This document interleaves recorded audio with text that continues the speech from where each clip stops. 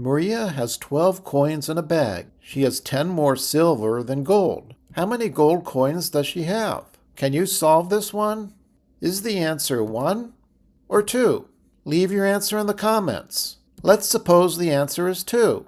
So we have 2 gold and 10 silver. They add to 12, but we see that their difference is 8. So that's not right. Let's take away 1 gold, so we're left with 1 gold coin, and add in a silver. So we have 11 silver coins. They still add to 12, but now their difference is 10, so that works. So the answer is 1. Here's one more approach. Let's let G be the number of gold coins. Then G plus 10 must be the number of silver. The 2 have to add to 12. G plus G is equal to 2G. Next, subtract 10, and we get 2G is equal to 2. So G must be equal to 1. Now here's our bonus problem. There are 20 red and white roses in a vase.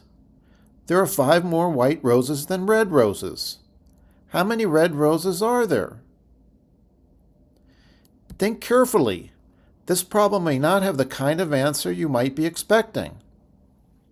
And post your solution to the rose problem in the comments section and see if you got it right.